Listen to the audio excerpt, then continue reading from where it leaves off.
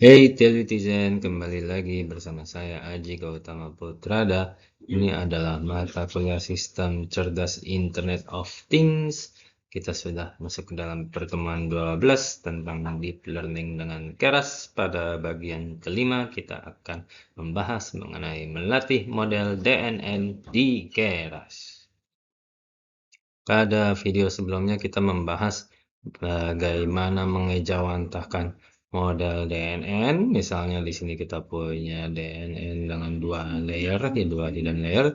Bagaimana kita mengejawantahkannya ke dalam bentuk keras Python coding, ternyata bentuknya adalah seperti ini. Nah, cuman kan ini modelnya baru jadi model saja, tapi belum dilatih, maka dalam video ini kita akan melatih model ini. Dataset apa yang akan kita gunakan? Kita akan menggunakan dataset dari Kaggle lagi, namanya Boston Housing. Jangan lupa, ini adalah data regresi, jadi ini bukan klasifikasi. Apa namanya? Deep Learning DNN itu bisa untuk regresi maupun klasifikasi. Jangan lupa untuk mendownloadnya, pencet download, pilih Kaggle Hub, lalu copy codingan ini dengan memencet tombol sebelah sini. Jika Anda masih ingat langkah-langkah di kelas, maka kita bisa menampilkan sehingga terlihat data frame eh, datasetnya seperti ini. Ini adalah labelnya, ini adalah datanya, ada 3 fiturnya karena inputnya ada 3. Jangan lupa ini adalah langkah untuk memisahkan antara fitur dengan label X dan Y. Kemudian ini adalah langkah untuk men-split datanya menjadi X train dan Y train dan X test dan Y test. Nah, jika kamu masih ingat, ini adalah model dari video sebelumnya, yaitu model yang merepresentasikan model deep learning kita, model DNN kita masih sama. Inputnya 3 karena tadi fiturnya ada 3.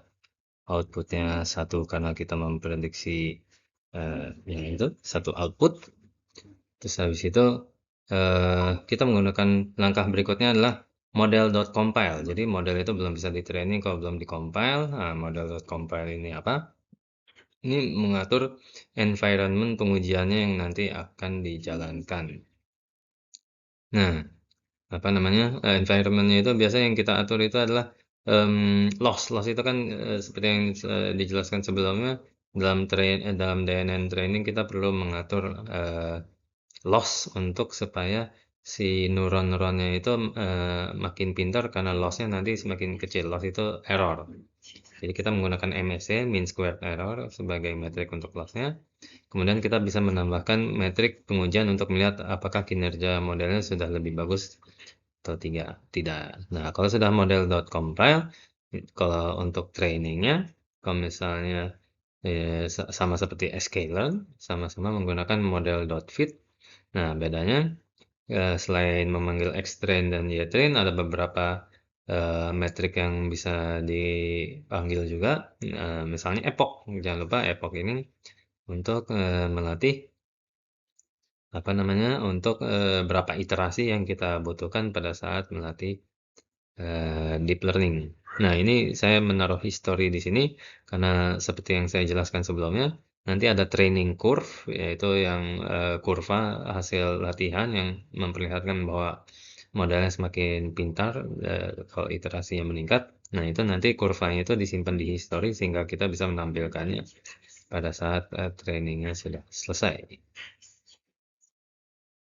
Nah, itu adalah akhir dari video kelima dalam pertemuan ke-12. Dalam video ini kita membahas bagaimana setelah DNN-nya kita rangkai, kita buat arsitekturnya.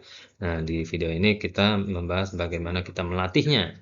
Nah, nanti di video berikutnya kita memperlihatkan bagaimana caranya kita melihat apakah modelnya sudah bagus atau enggak, yaitu kita dengan cara mentestingnya seperti apa dan mengevaluasi proses trainingnya seperti apa. Terima kasih dan sampai jumpa pada video berikutnya.